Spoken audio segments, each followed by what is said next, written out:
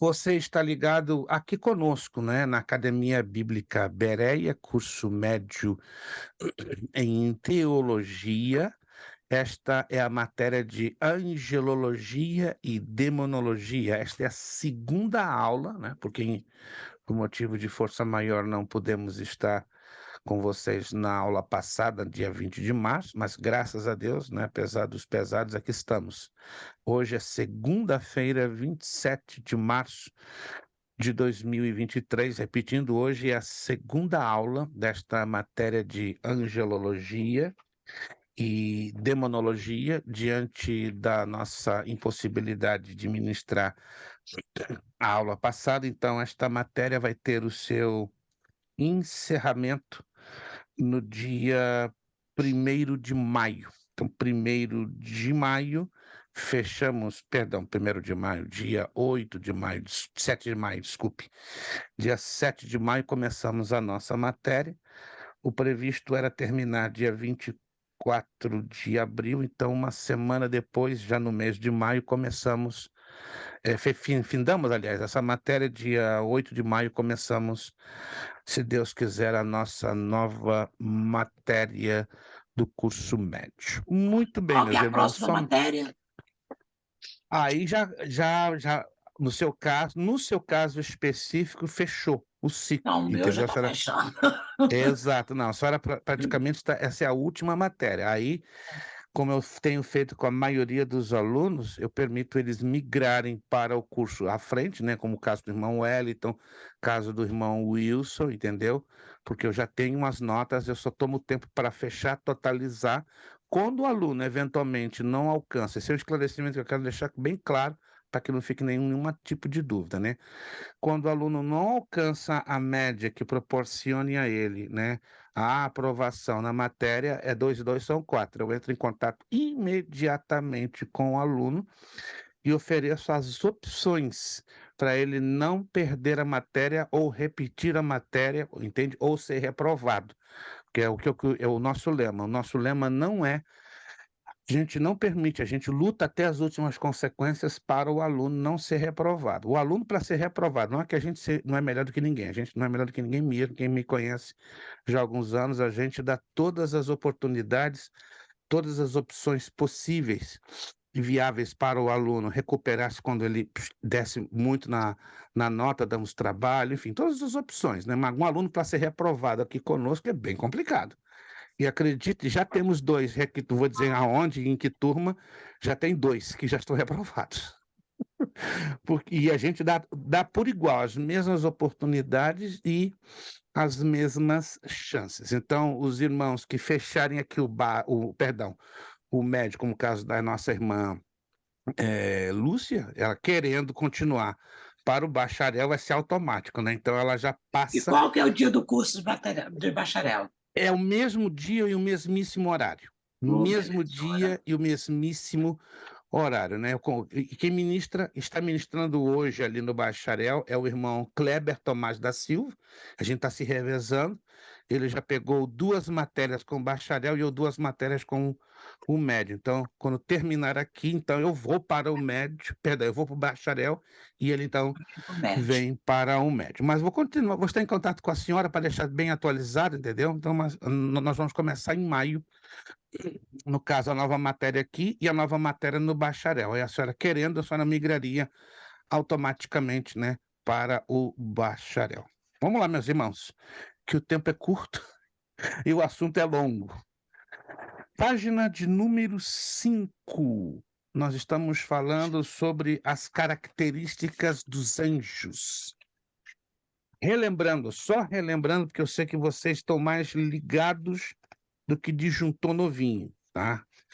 Quem não está ligado, aí dá problema. Ó, se você pega a sua apostila, lá no finalzinho, ó, 10 perguntinhas. Alguns irmãos estão queimando a cabeça com essas 10 perguntinhas. Mas eu cheguei à conclusão, a melhor coisa é trabalhar com um questionário bem caldo grosso, tá? Então, esse aqui é um questionário estilo caldo grosso. Dá para queimar a cabeça. Concorda, irmão Wilson?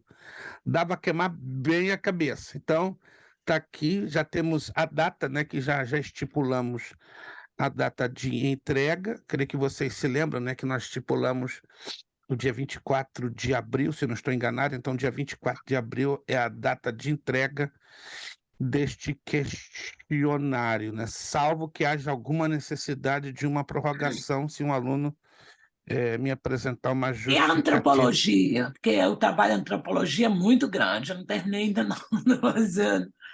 Ok, nós vamos conversar sobre isso na próxima aula, mas pode ficar tranquila. Havendo necessidade de dar uma prorrogação também, nós o faremos, que o objetivo, repito, é levar o aluno a cumprir, né, as datas. Mas se por A e por B e por C ele está bloqueado, está travado, então a gente daria uma contemplação, entende? Eu não sou uma pessoa inflexível, sou exigente. Quem me conhece já há alguns anos sabe que eu sou bastante exigente, mas eu não sou uma pessoa inflexível porque a realidade da América, ela é uma realidade que, infelizmente, ela é muito desafiante. Concordamos com isso? Ela é muito... Se vocês que estão estudando aqui, vocês sabem que isso aqui é um sacrifício. É sacrifício de tempo, é sacrifício de dedicação. Vocês poderiam estar fazendo outra coisa, talvez até melhor do que estar aqui. Poderiam estar com as suas famílias, com compromisso com as suas igrejas, ou até mesmo ganhando dinheiro com os seus trabalhos materiais. Mas estar aqui é definitivamente um grande sacrifício, e eu reconheço o sacrifício e o esforço que cada um de vocês coloca. Deixa então na próxima segunda-feira eu já defini com melhor precisão uma possível prorrogação. Tem sim, seria 3 de abril, obrigado, já tinha ideia, estou aqui com o calendário na minha frente, mas eu poderia me estender umas 2 semanas mais, ou então sincronizar no dia 24 de abril as duas datas, né? Tanto para a entrega desta matéria como da antropologia, né? Para não ficar muita coisa acumulada para mim, porque se eu colocar aqui a minha câmera do lado aqui da mesa, você vai pensar que sou uma pessoa bagunçada, né? Eu estou com pilhas de provas, de trabalhos para corrigir, para ler, pilhas, não é coisinha pequena não, mas amém, Deus é bom e nos vai dar a graça necessária para nós vencermos. Vamos lá, página 5.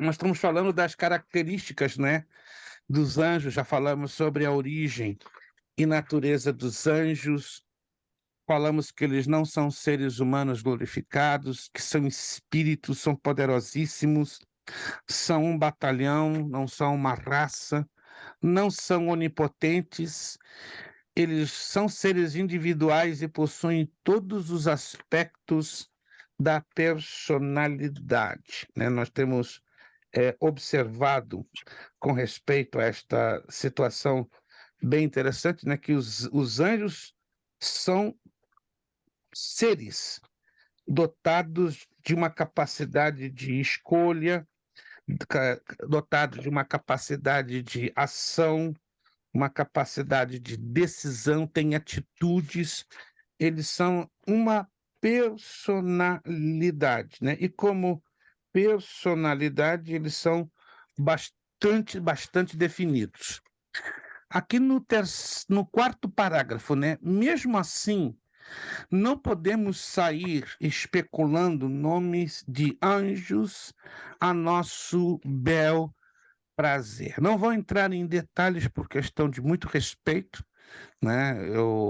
Quem me conhece já há algum tempo já sabe que é raríssimo, é muito difícil, quase infrequente eu mencionar nomes de igrejas ou de denominação, salvo quando eu estou ministrando a matéria a história da igreja ou a história das denominações, é claro, porque faz parte do conteúdo da matéria que está sendo estudada, aí eu faço, claro, menção do nome da igreja ou da denominação e assim eu faço com a máxima discrição e respeito possível, mas houve uma febre nos anos 80, 90 e 2000, em algumas denominações aqui nos Estados Unidos e no Brasil e na Europa, em trazer à tona ou ressuscitar o culto aos anjos. Yes.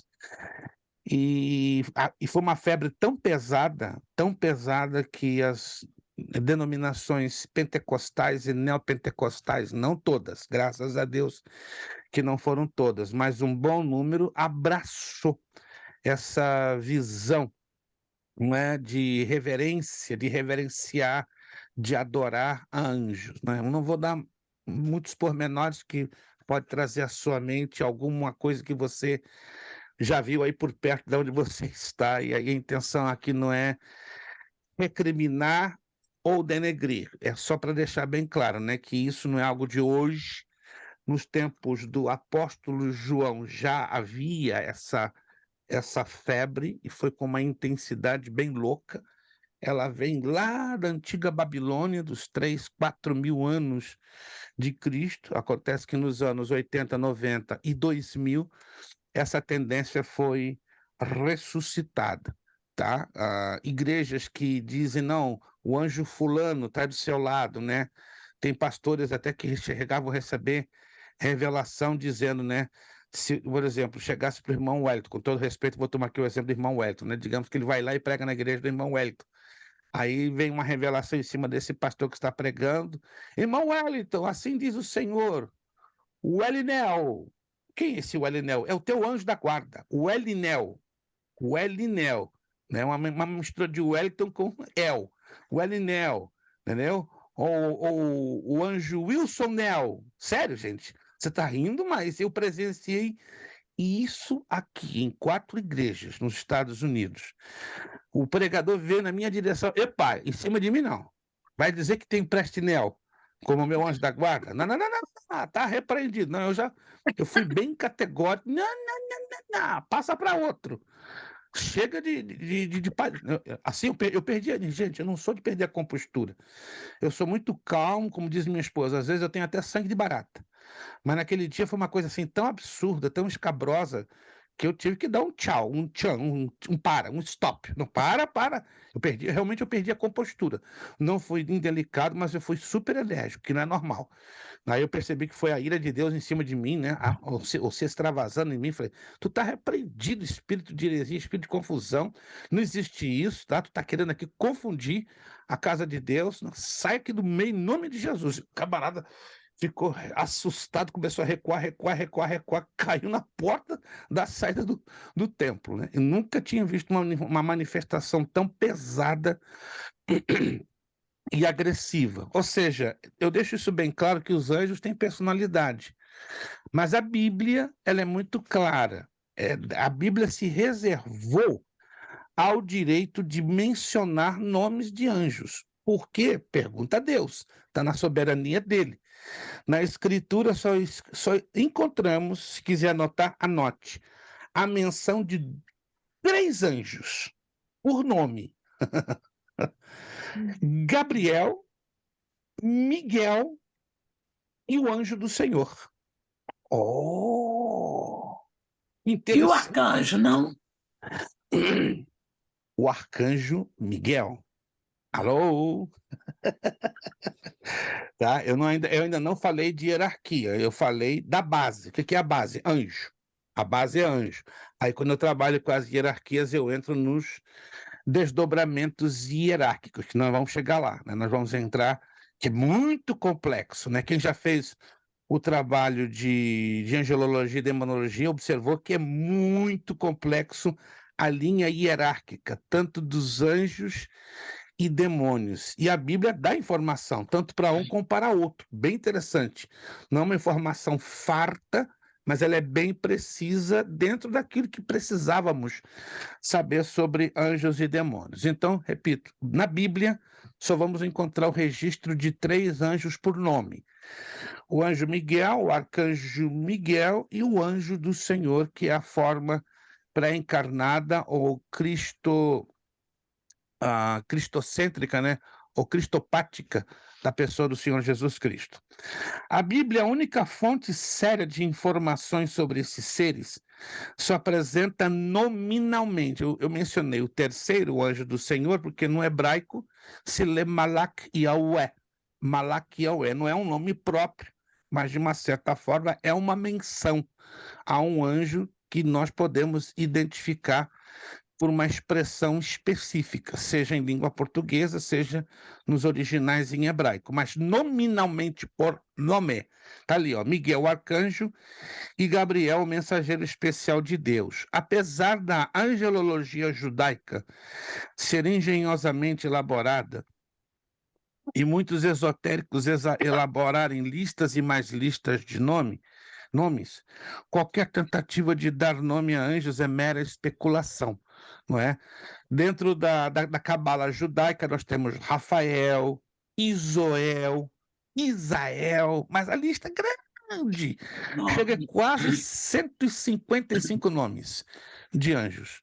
E vamos embora, entende? E algumas dessas igrejas ou denominações que nos últimos anos têm trazido à tona a reverenciação, a adoração a anjos, eles têm estado envolvidos, né, com esoterismo cabalístico, ou seja, com o esoterismo judaico, que é a chamada cabala esotérica, que ela existe, né? A irmã Lúcia, que estuda bem a fundo sobre a questão do judaísmo, sabe que existe a cabala pura, a cabala sadia e a cabala esotérica. Então, não se assuste, né, que muitas igrejas lançaram mão da cabala esotérica, inclusive para trazer hábitos judaicos dentro das nossas igrejas, né? Você pode até se assustar com o que eu vou dizer, né? O fato de muitas igrejas hoje terem nos seus púlpitos uma cópia da Arca da Aliança, uma cópia do Menoral, Candelabro de 7 braços, você vê pastores Echeli, vestidos de talite, de quepá, tocando chofar,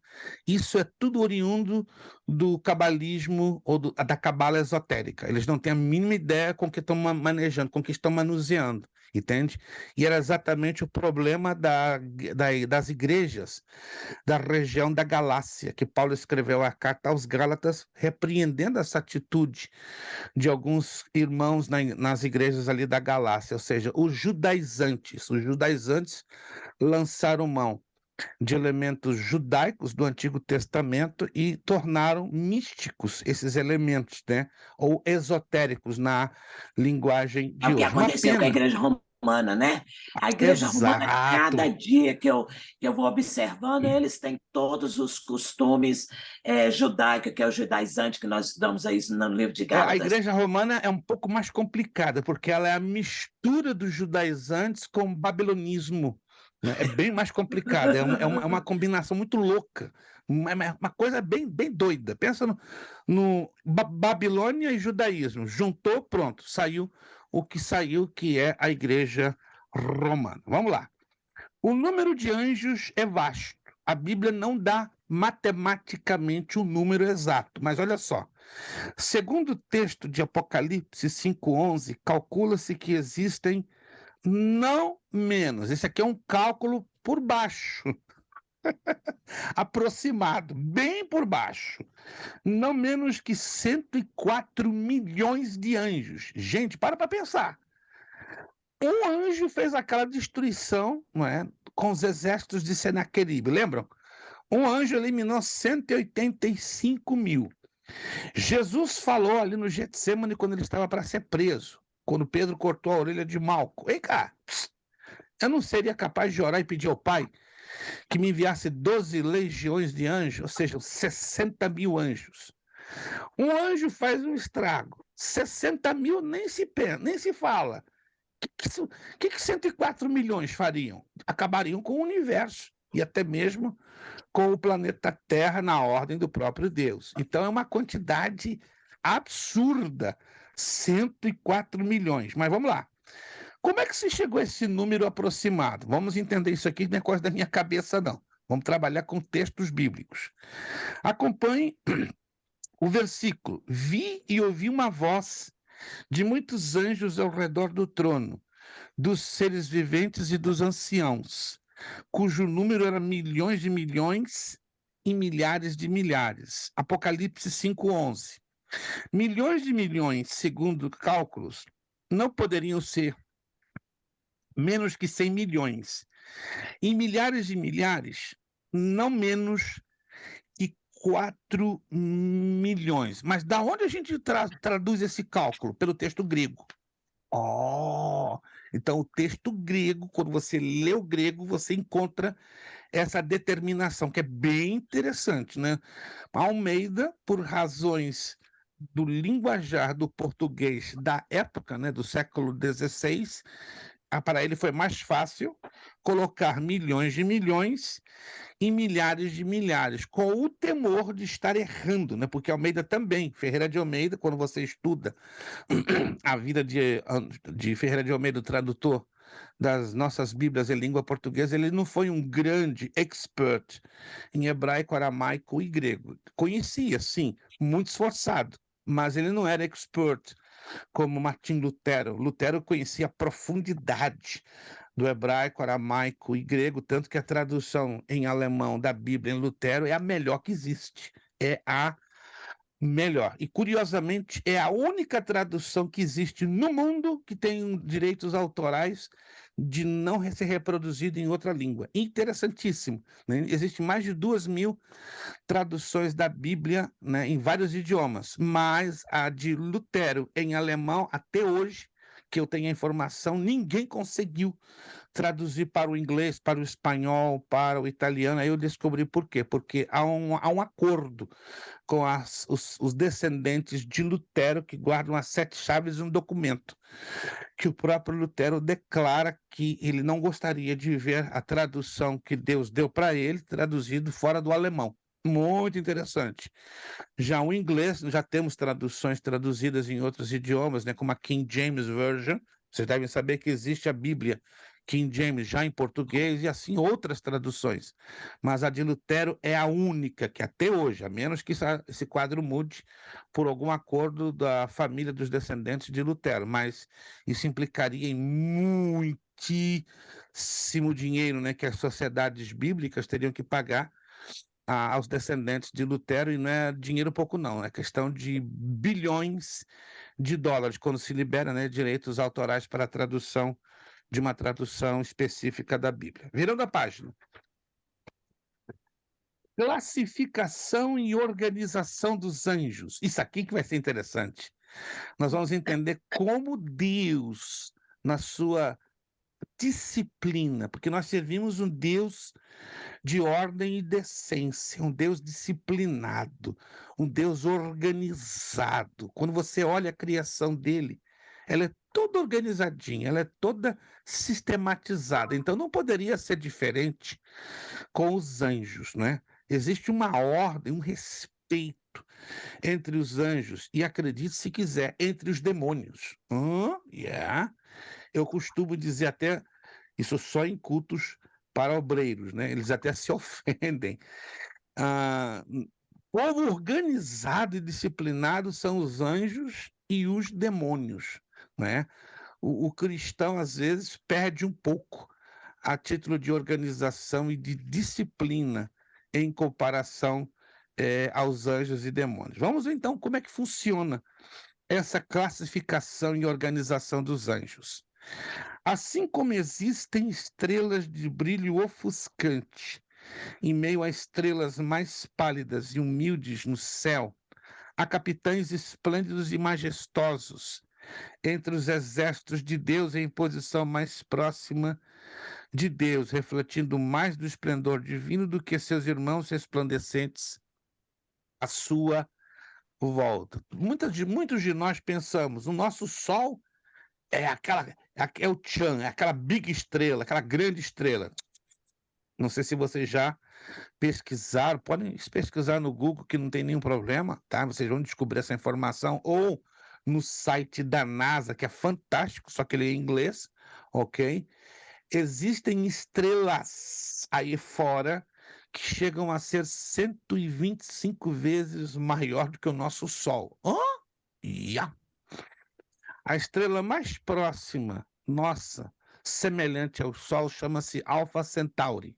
Tá? Guarde esse nome, Alpha Centauri. Ela está a 100 anos-luz da Terra. Só para você ter uma ideia, 100 anos-luz corresponde a uma viagem de 225 anos. Para chegar até lá num foguete, se pudesse viajar a 2.500 quilômetros por hora. Então pega um foguete, 2.500 quilômetros por hora e marca no seu relógio. 225 anos. Aí você chega até lá. Mas, pastor, isso é impossível. Claro, não há um ser humano que vá sobreviver 225 anos para chegar até Alpha Centauri, mas os radares, as sondas espaciais já atravessaram o sistema solar 3, 4 vezes, né? A sonda Cassini é a sonda que mais tempo viajou no espaço, já está viajando há 46 anos. Pode você fazer essa pesquisa, sonda Cassini. Ela já está 46 anos viajando no espaço e está mandando sinais, não é, na Terra, coisa muito de doido, né? E ela fotografou a longa distância esses sóis, que são um pouco visíveis por causa dos telescópios de alta resolução, de altíssima resolução. Ou seja, o que era para nós 30, 40 anos atrás, ficção científica, hoje não é. Então, inclusive amanhã, se você aproveitando o ensejo, né, uma vez que nós estamos falando de anjos e os anjos, queiram ou não, estão ligados de uma certa forma com estrelas, né? E porque o próprio Satanás ele é comparado a uma estrela, estrela da manhã ou estrela da alva. Amanhã vai ter o alinhamento de 5 planetas. Não sei se você está sabendo, né? Júpiter, Vênus, Mercúrio, Saturno e Urano. Eles vão se alinhar no céu assim no formato de arco, a Lua de um lado, a Terra de outro. Isso nunca, jamais aconteceu. Nunca. Entenda isso. Nunca. Isso jamais aconteceu. E vai ser visto a olho nu assim que o Sol baixar. O Sol quando tiver. Procura a Lua no momento que o Sol comece a baixar, tá? Aqui na Flórida o Sol demora a baixar, por volta de 7h30, 7h40, que o Sol já está começando a baixar. Aí no norte dos Estados Unidos, Massachusetts, Connecticut, é mais cedo, pelo menos 1h e 15 mais cedo. Mas procura, se amanhã o céu é onde você estiver claro, procure a Lua. Exatamente a Lua está. E dê uma olhadinha do lado esquerdo da Lua. Você vai ver, ó, 5 luzes, supostamente estrelas, mas não são estrelas, são 5 planetas que vão estar se alinhando no formato de arco, tá? Por que isso é importante? É um dos grandes, tremendos sinais que apontam para a segunda vinda de Jesus. Algo parecido aconteceu em abril, né, do ano 4 a.C., quando Júpiter, Vênus e a Terra se alinharam, né, provocando o fenômeno da estrela de Belém, lançando o reflexo, né, do Sol desses planetas sobre Jerusalém, anunciando então a primeira vinda de Jesus. Então nós estamos sendo testemunhas de que definitivamente o Mestre está voltando. Quem tem ouvidos, ouça o que o Espírito diz às igrejas. Mas Jesus mesmo disse, né, que haveriam sinais no sol, na lua e nas estrelas. Lucas 21, 25. Vai depender da nossa fé em cremos que este fenômeno que vai acontecer amanhã, na 28 de março, faz parte ou não do calendário profético. Mas vamos lá. Ao comparar os versículos bíblicos que se referem a uma ordem e organização do mundo espiritual, vamos ter que ler esses versículos, né, para ficar bem claro que não é coisa da minha cabeça, que não é coisa da minha conjectura. Efésios capítulo 1, versículo 21. Vamos ler todos esses 3 textos, incluindo o de Daniel e o de Apocalipse. Efésios capítulo 1, versículo 21. Diz assim o texto de Efésios 1, 21. Acima de todo principado e potestade e poder e domínio, e de todo nome que se possa referir não só no presente século, mas também no vindouro. Olha que interessante. Olha a ordem. Principado, potestade, poder, domínio. Essa é a ordem. Então, aqui Paulo está nos ensinando uma coisa importante, que a hierarquia angelical, dentro deste quadro que você está vendo aí de 5, o mais elevado é o principado. Então, o principado é o mais elevado, depois vem potestade, poderes, domínio. Aí vai descendo. Que é interessante observarmos como Paulo classifica estes anjos. Colossenses 1,16 é bem parecido. Colossenses, capítulo 1, versículo 16. É bem interessante isso aqui.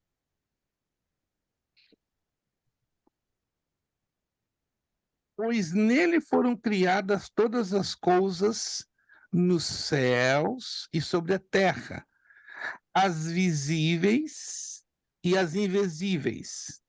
Aí inclui, olha lá, tronos, soberanias, tá? Se você manter aberto comigo Efésios 1:21, você vai ver que é uma coisa bem interessante. Ó, Efésios 1:21 coloca na ordem: principados, potestade, poder e domínio. 4, confere. Efésios 1:21. Vou repetir. Na minha tradução apresenta uma linha de 4 nessa hierarquia. Principado, potestade, poder e domínio. Confere, gente. Não sei como é que está a sua tradução. Efésios 21 traz uma sequência de 4 hierarquias. Alô? Estão ligados comigo aqui? Alguém está comigo? Ok, você pode estar perdido buscando aonde, mas está aí, Efésios 1:21. Agora, Colossenses 1:16 não se contradiz em nada, pelo contrário, Colossenses 1:16 ele complementa a informação que Efésios não tem. Olha só, vou repetir, Colossenses 1:16. Pois nele foram criadas todas as coisas nos céus e sobre a terra, as visíveis e invisíveis. Me acompanha, olha só. Tronos, soberanias, principados, potestades. Quer principados, quer potestades. Perceberam aí? A ordem de principado e potestade não mudou. O principado vem na frente das potestades. Alguém está me acompanhando, gente? Alguém está me acompanhando? Qual a diferença de Colossenses 1:16 de Efésios 1:21? Tanto a lista de Efésios 1:21 e de Colossenses 1:16, ela não é completa. Mas se você pegar os dois textos, as duas listas, se completam. Então, como é que ficaria a linha da hierarquia? Como é que ficaria essa base hierárquica? Vamos lá, me acompanha? Então, ficaria tronos, soberanias, está me acompanhando? Tronos, soberanias, principados, potestades, poder e domínio. Oh! Conseguiram me acompanhar? Então, isso quer dizer que a hierarquia mais elevada desse grupo, combinando os textos de Efésios 1:21 e Colossenses 3:16, o mais elevado qual seria? Se eu pego os dois textos, tronos, então é o mais elevado. E qual é o último da lista? Se eu combino as duas listas? Poder e potestade. Poder e não, da lista é domínio. Domínio. Se eu combino as duas listas, presta atenção, estou combinando as duas listas. Estão me acompanhando, gente? Sim. Nem a lista de Efésios e nem a de Colossenses, ela é completa. As duas só têm semelhança em principado e potestade, porque ambas são incompletas. Irmão Jonatas, boa noite, paz. Então, nesse caso aí, falta a soberania. Só um minutinho. Irmão Jonatas, está difícil? O irmão não está em casa? Não, estou dentro do carro, pastor. Mas estou lhe ouvindo bem. Tá. Mas está um pouquinho difícil, né, o irmão assistir a aula de casa? Está um pouquinho difícil, pastor, mas hoje foi um problemão, porque eu estou vindo de Canérica, da sede da aniversário do nosso pastor. E aí eu estou dentro do carro. Nós vamos ter que conversar depois, com tranquilidade, tá? O irmão já sabe do que se trata, a gente vai ter que conversar depois. Sem nenhum problema. Fique à vontade, mas a gente vai ter que conversar, né, para a gente procurar ajustar as coisas da melhor maneira possível. Mas o irmão já sabe do que se trata, do que já falamos, e depois a gente conversa tranquilamente em off, tá bom? Tá Obrigado. ok, pastor. Fique à vontade, tá? E desfrute da aula ainda aqui dentro de um carro. Ok. Vamos lá. Desculpe, irmã Lúcia. Repita a sua abordagem. Desculpe. Não, mas aí eu já até perdi também. Então, então isso quer dizer que depois de tronos vem a soberania? Vou repetir a lista para a senhora ficar bem conectada. Ó, Efésios coloca principado, potestade, poder e domínio. Concorda? Só apresenta 4.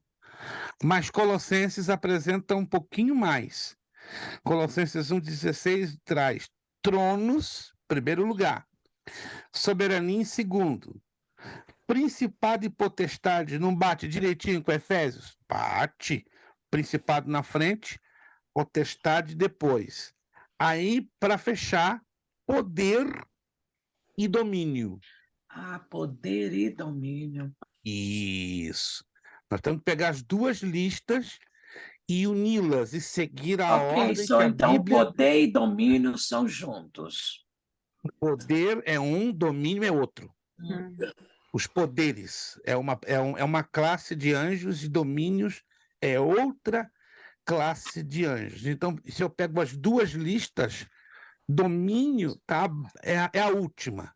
Digamos, é a classe de anjos mais raso que existe nas regiões das miríades celestiais. E elas também são aplicadas dentro dos demônios. Nós vamos estudar isso quando entrarmos na área da Pastor, demonologia. eles sobem em hierarquia ou não? Não, não, eles são criados Criados para de uma aquela forma função. definitiva para cumprirem uma missão dentro da hierarquia que lhes fora designada. Não é como nós, né? Não é como o ser humano que começa com um soldado raso, daqui a pouco é o ministro da guerra, não é? Não, no mundo espiritual trabalha-se um pouco diferente. Então, eles já são designados por criação, né? Deus, então, criou um número de tronos, um número X de domínios, um número X de serafins, de querubins, entende? Então, cada um deles foram criados para cumprirem uma função, para cumprirem uma missão, para cumprirem uma determinação dentro do Então, mundo Deus angelical. criou os bons e os maus, então. Por que será que Não, ele na criou os verdade, maus? os anjos maus, eles se tornaram maus pela escolha. Pela Não foi por escolha. criação. Eles se tornaram maus porque eles lançaram mão do livre-arbítrio, que nós vamos falar bem mais adiante, mas eu já adianto essa parte para a senhora compreender. Tudo que Deus criou, de acordo com o que nós estudamos em Gênesis capítulo 1, foi bom, foi bom, foi bom. Agora, na questão dos anjos maus, aí foi uma decisão deles própria. Eles decidiram, não, vamos seguir a Lúcifer. E tem um texto que a gente vai falar um pouquinho mais adiante, bem curioso, que um grupo desses anjos, a Bíblia não diz se foram domínios, se acredita pela abrangência do texto de 1 de Pedro 2,4, 2 de Pedro 2,4, que poderiam ter sido ou querubins ou potestades ou principados, né? Chegaram à conclusão, caramba, demos uma mancada. Aí foram arrependidos para pedir perdão ao Criador, mas o Criador deixou bem claro que a eles não lhes daria o perdão, porque eles já tinham consciência da posição que tinham que guardar. Eles já tinham sido, de uma certa forma, avisados, ó, vocês vão ter muito poder nas mãos, muita autoridade. Então, cuidado. No momento que vocês mal usarem esse poder e essa autoridade, vai sobrar para vocês, né? Embora a Bíblia não fala nesses termos que eu estou falando, eu estou parafraseando. Não vamos a esse texto, que esse tem interessante, irmos a esse segunda carta de Pedro. Deixa eu ver aqui. Segunda carta de Pedro. É muito interessante. Segunda carta de Pedro, capítulo 2, versículo 4. Peço que você anote isso aí. É um texto que muita gente lê, mas não entende. Porque para entender esse texto temos que estudar angelologia e demonologia. Vou esperar que você abra a sua Bíblia.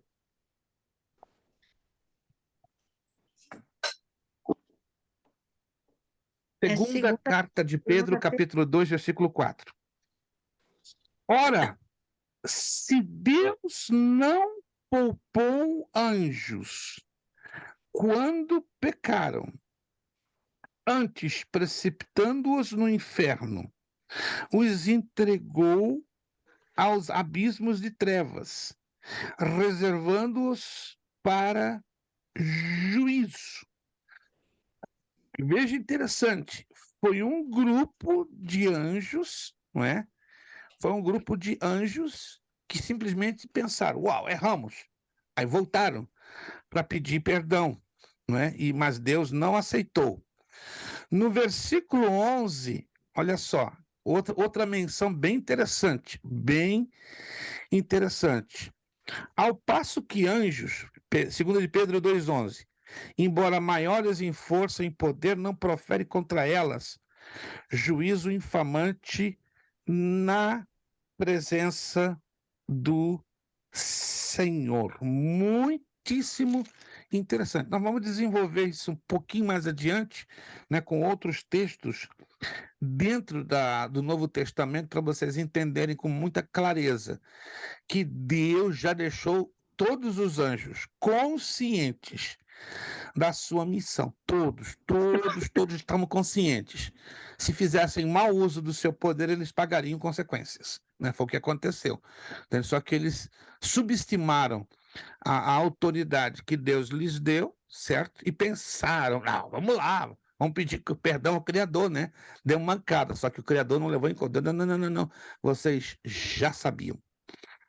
Vocês já tinham consciência, vocês já foram avisados. Algo parecido com Adão e Eva. Só que a diferença, na questão do homem, Deus providenciou um resgate para trazer a salvação do homem, fazendo com que o pecado no corpo de um ser humano pudesse ser o quê? Anulado, eliminado. Foi o que aconteceu com o sacrifício de Cristo. Agora, no caso dos anjos, não. Não teria como um anjo anular ou matar o pecado no seu próprio corpo. Estão conseguindo entender um pouquinho? No caso do homem, havia saída, havia uma solução. E qual era a solução? Para o perdão e a redenção dos pecados do homem. Matar o pecado num corpo de um ser humano. E esse pecado foi morto no corpo de quem? Do Senhor Jesus Cristo. Sendo puro, imaculado, se fez pecado por amor a nós. Agora, com respeito aos anjos, impossível. Por isso que não há perdão para os anjos, e muito menos para Satanás. Assim que Deus dispôs no mundo que ele criou, né? Graças a Deus que para o homem teve saída, teve solução. Pastor, mas para os anjos não tem saída. Então, eu tenho uma pergunta aqui. Assim, e por que eles foram criados superiores a nós? Em que sentido? Em inteligência, em capacidade que nós não temos, né? Por exemplo, nós vamos estudar isso daqui a pouquinho. Velocidade, são extremamente ágeis, não são oniscientes, mas eles têm um discernimento espiritual centenas de vezes mais avançado do que o nosso. São inteligentíssimos, repito, isso não é que eles sejam oniscientes, que tenham conhecimento de todas as coisas. Eles conhecem as escrituras melhor do que nós, não é? Conhecem que pode levá-los, o homem ao céu e ao inferno, não é? Os anjos maus tinham plena consciência que uma vez que eles não guardaram a sua posição, eles já sabiam, não, o caminho de vocês agora é o inferno, né? Separação definitiva com Deus, né? E são agentes, né? E são agentes, né? E os anjos não são matéria. Tem outro detalhe: os anjos não são materiais. Eles foram criados. Só o fato de Deus tê-los criado em formato espiritual já os fizeram superiores a nós. Embora que 1 de Coríntios, capítulo 15, nos ensina que existem corpos espirituais. É aquilo que eu já mencionei em uma outra aula, em uma outra matéria, em uma outra turma. O nosso conceito de matéria é isso aqui, ó. o que a gente pode tocar, o que a gente pode tanger. Só que no mundo da criação de Deus existe corpos físicos e corpos espirituais. Na minha cabeça não faz sentido você dizer corpo espiritual. Faz? Não faz. Porque a ideia que temos de corpo é tangível, é matéria. Concorda comigo? Sim ou Yes. não?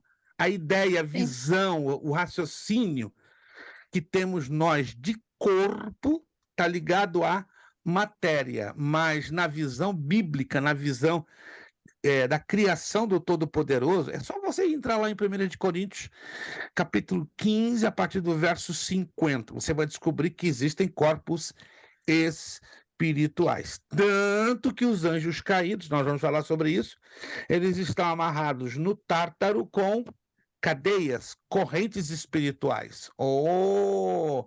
Então, lá no Tártaro, eles não estão amarrados com correntes de aço, com correntes de titânio, com correntes de ferro, como é normal aqui na Terra, né? Você prender um delinquente da justiça com correntes, com cadeias, né, de ferro, de bronze, ou o que seja.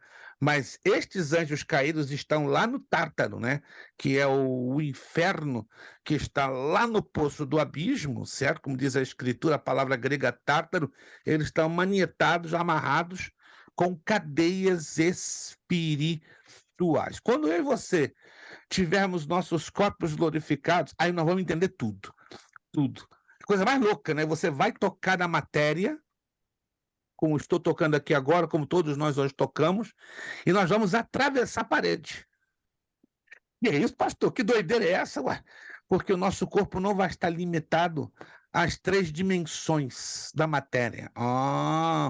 Se você tem dificuldade de entender isso, eu sugiro você fazer uma pesquisa nas 3 leis da física, que Isaac Newton, né, o físico e filósofo inglês do século XVI, XVII, desenvolveu através das 3 leis da termodinâmica. Alguém já ouviu falar de Isaac Newton? Isaac Yeah. Newton, isso. Eu sugiro que você faça uma pesquisa no Google e coloque lá as 3 leis da termodinâmica. Isaac Newton. Você vai ficar impressionado.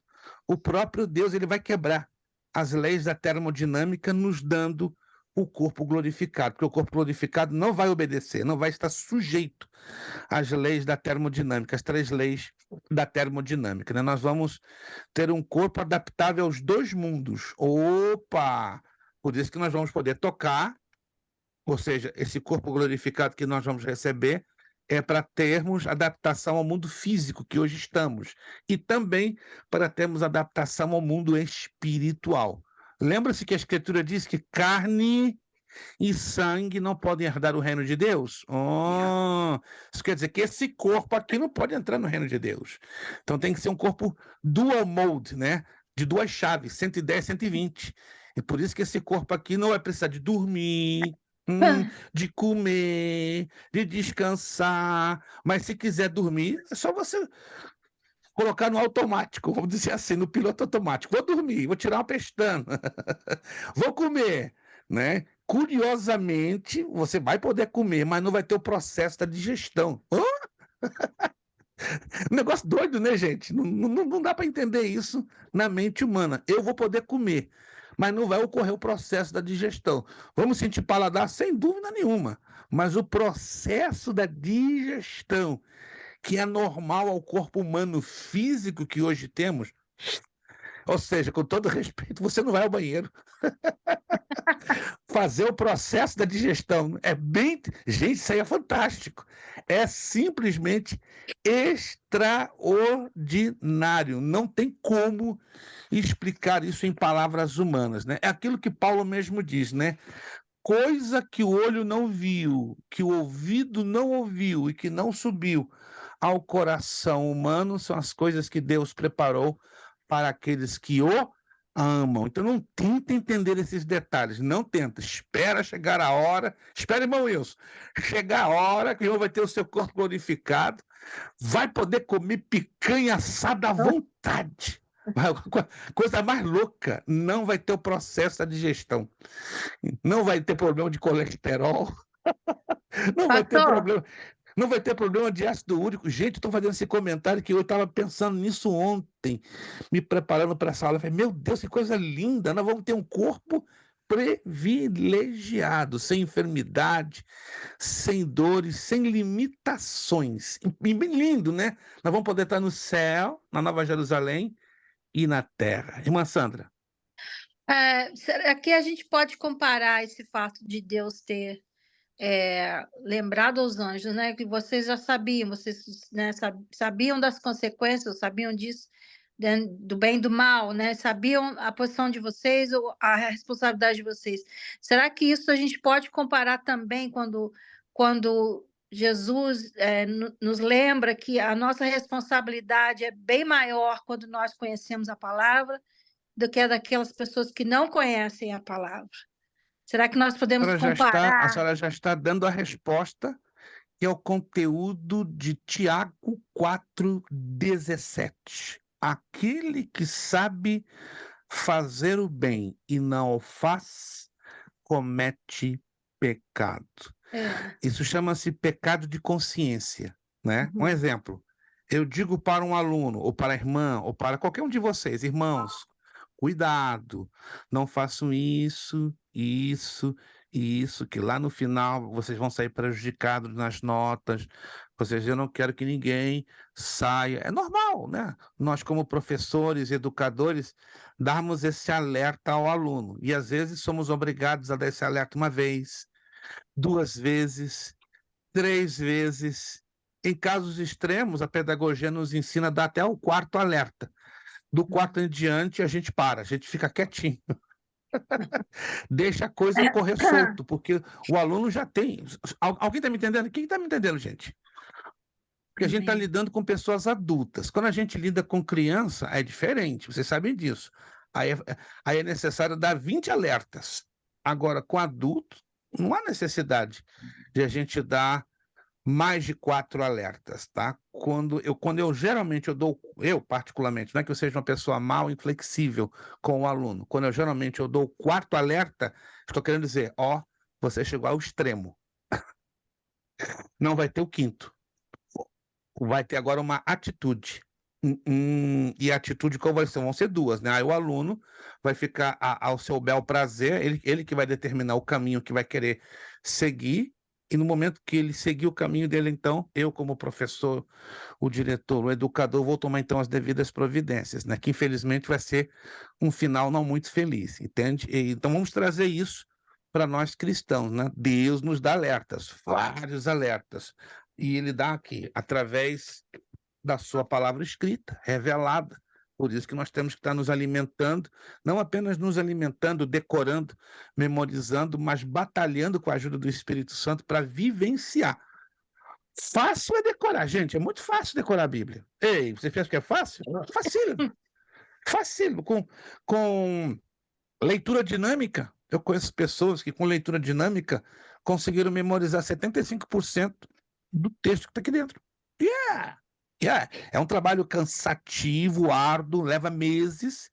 Eu conheço um menino de 17 anos, americano, né, em Concord, New Hampshire. Você dá qualquer texto bíblico para ele, ele vai dar de memória, ele para, fecha os olhos, entre 1 a 2 minutos ele começa a recitar o texto. Ele tem 75% da Bíblia toda de memória. 25%, né? Eu fiquei com ele umas 2 horas. Ele só não. De 34 textos que eu dei grandes para ele mencionar, ele só não conseguiu mencionar 2, que estavam dentro dos 25% que ele não conseguiu memorizar. Mas é impressionante, capítulos inteiros, né? Ele mencionou bem devagar todo o Salmo 119, na New Revised Standard Version em inglês, todos os 176 versículos, né? Eu estava com a minha Bíblia no formato digital no meu celular, eu abri, eu fiquei impressionado, ele não errou uma letra, uma vírgula. Menino de 16 anos, gastou 2 anos memorizando. Dom de Deus também, né? É Deus também, né? É Deus. O menino já devorou, com 16 anos de idade, mais de 2.800 livros. É normal. Um adolescente de 16 anos de idade ter lido mais de 2.800 livros? Não é normal. Ele diz, Mas será que eu, pastor, pastor, será que eu sou normal? eu Sim. acho que quanto mais a gente estuda, pelo menos para mim, né? Eu acho que Hum, quanto mais a gente estuda a palavra, mais difícil é seguir a vontade de Deus. Porque muito, muito.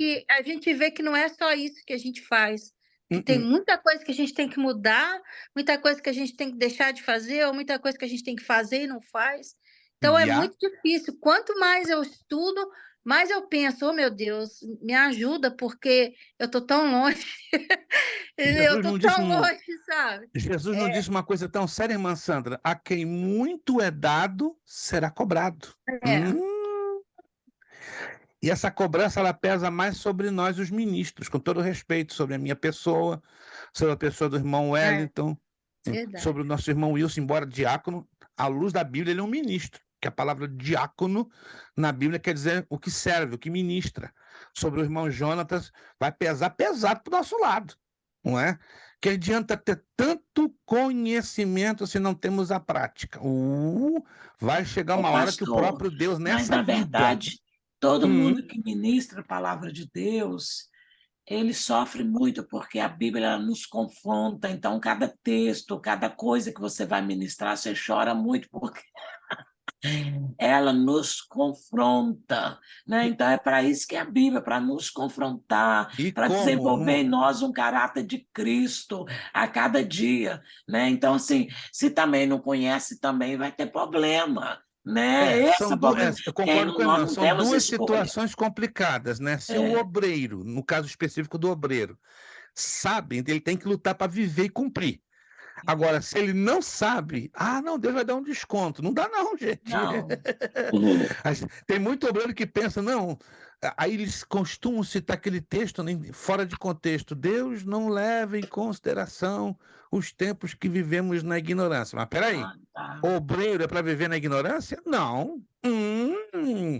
Primeira carta a Timóteo, Paulo a Timóteo, no capítulo 3, do verso 1 ao 13, diz exatamente as qualificações bíblicas de um obreiro. Então, se ele não sabe o básico, então ele tem lugar errado. Ele está Primeiro ocupando ele tem errado. que reter, né, a palavra da Exato. verdade, que é o principal. Exato. E a palavra reter no grego é assustador. Diacrinos leton é reter na prática, ou seja, viver. Então, que Deus tenha de nós misericórdia, que Misericórdia. possamos reter praticando, não reter e guardando aí no mais, mas reter é difícil, concordo com a irmã Sandra. Quanto mais aprendemos, mais pesado fica a coisa. Mas como é bom, gente, temos a consciência tranquila que estamos aprendendo não para deixar guardado, mas para viver e influenciar vidas, pessoas. Minha oração que eu faço por cada um de vocês, que vocês não sejam apenas banco de dados, retentores de informação, mas que acima de tudo, vocês sejam cartas vivas, que ao contato de outros crentes e pessoas que não têm Jesus, vocês possam impactar com testemunho, com aquilo que vocês vivem através da palavra. Eu ouvi uma frase na sexta-feira de um aluno, já que eu já o conheço desde que eu cheguei na América. Está estudando conosco no online, numa outra turma, que eu confesso que muito triste, mas eu procurei não demonstrar isso, mas ele conhece o meu semblante quando eu fico decepcionado. Tentei até sorrir. A declaração que ele deu no online é o seguinte: pastor, eu estou aqui pelo papel apenas. Eu, hã?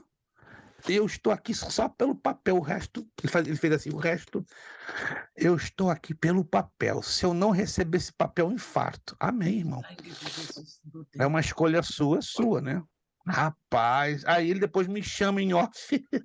Pastor, eu vi o seu semblante, o senhor tentou dar um sorrisinho amarelo. Gente, irmão, quanto tempo nos conhecemos? 22 anos, para você ver. Você conhece o meu rosto de decepção. Entende? O que o senhor disse? Eu não quero dizer nada, é uma escolha sua. Pelas escolhas que fazemos, vamos escolher as consequências. Só isso que eu disse para ele. Pastor, só está sendo duro comigo. Eu não.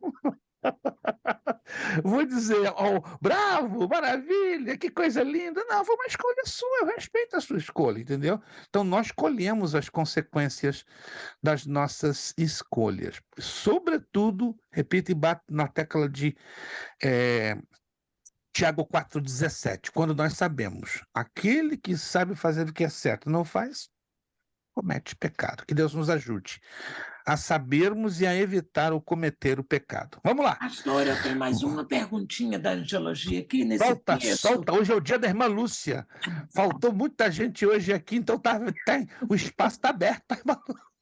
Para quem quiser, claro, não é só para a irmã Lúcia, não, mas é só ela. É uma matéria que eu creio que quase nós, como cristãos, assim, a gente não estuda muito, a gente não.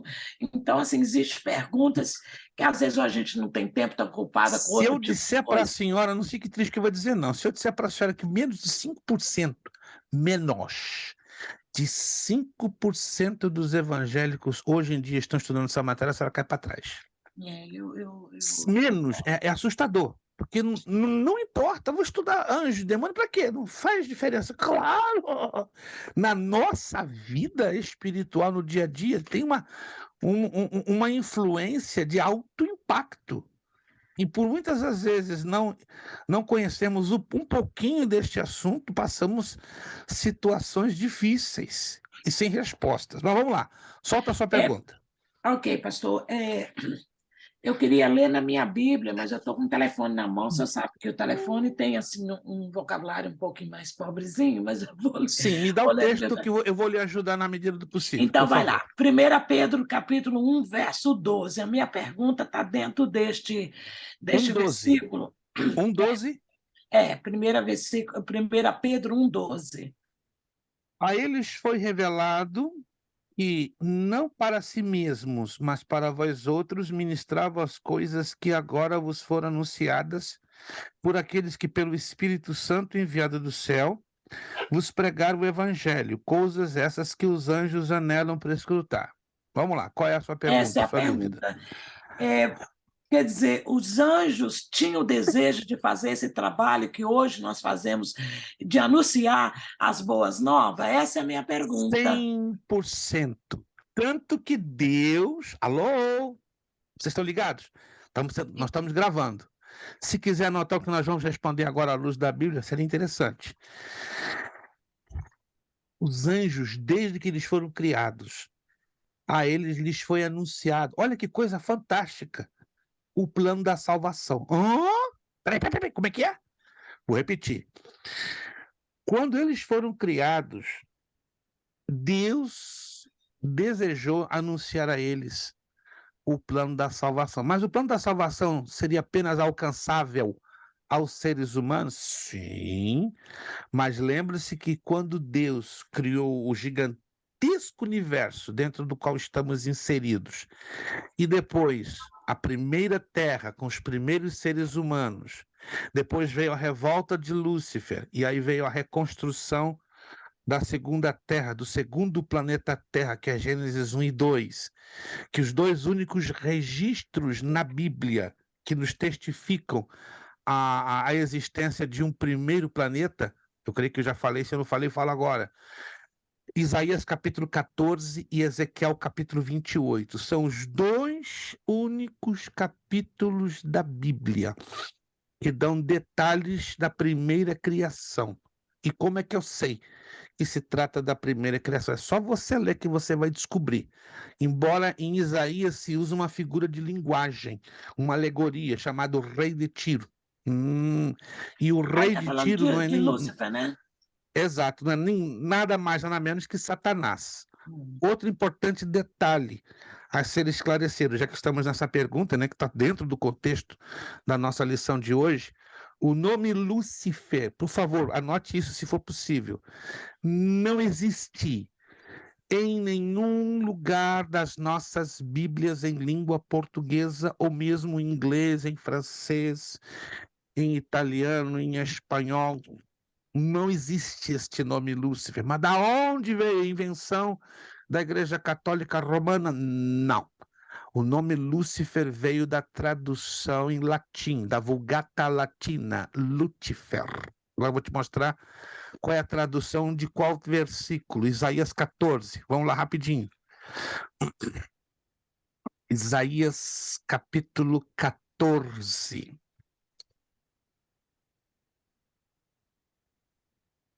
Isaías capítulo 14, versículo 12. Como caíste do céu, ó estrela da manhã, filho da alva.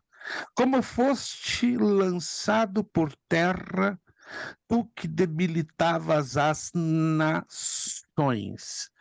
Quando você lança a mão da tradução em latim, chamada Vulgata Latina, você vai descobrir que o nome Lúcifer aparece 2 vezes, não é? Estrela da manhã, Lúcifer. E Lúcifer Filini, que é filho da luz, né? Ou filho da alva. Então, a palavra Lúcifer, né? Literalmente do latim, quer dizer alva, manhã, estrela. Entende? Então, aqui o Esse aí versículo é um 12. sentido já literário, né, pastor? Literário, exato, exato. É um sentido alegórico. É muito comum da prosaica judaica, né, da literatura judaica, usar esses jogos de palavras. E para nós é um pouquinho difícil, né? Por isso que temos que estudar as figuras de linguagem, né? As alegorias, as metáforas, as metonímias. Isso está dentro da matéria de hermenêutica e exegese, certo? Que nós vamos...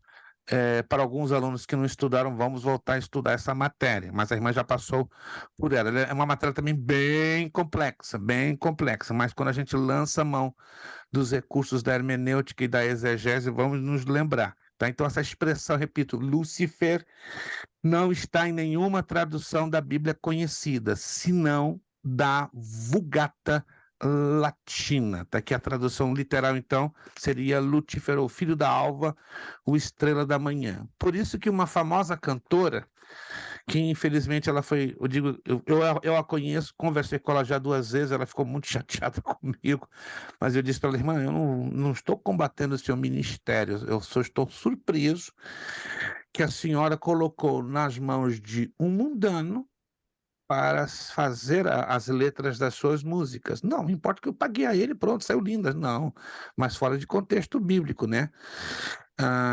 Eu não vou dizer o nome dela, você vai descobrir. Ela canta sobre um hino, És tu a estrela da manhã. Colocar Jesus como estrela da manhã é perigoso. Mas aonde a Bíblia faz menção do nome de Jesus? Apocalipse capítulo 22. Verso 16.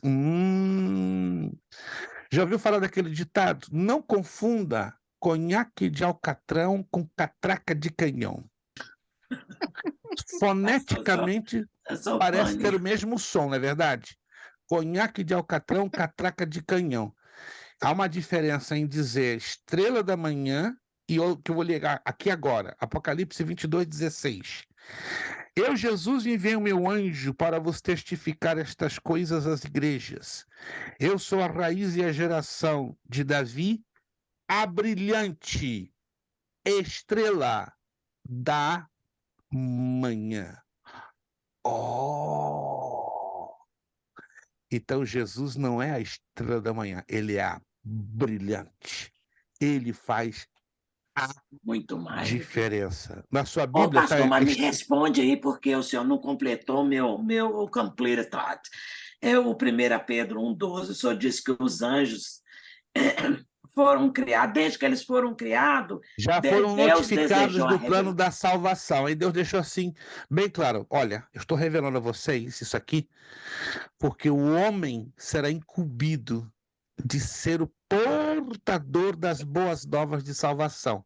E vocês simplesmente vão ser os ministrantes, os auxiliares, os que vão facilitar o caminho, porque vai haver muita batalha espiritual, muita luta, os demônios vão lutar para se opor à divulgação das Escrituras. Mas fiquem tranquilos, eu estou criando uma paráfrase de um diálogo, isso não está escrito nas Escrituras, eu estou trabalhando nas entrelinhas. Alguém está me entendendo, gente? Estou trabalhando, Sim. não estou usando de heresia, estou trabalhando nas entrelinhas.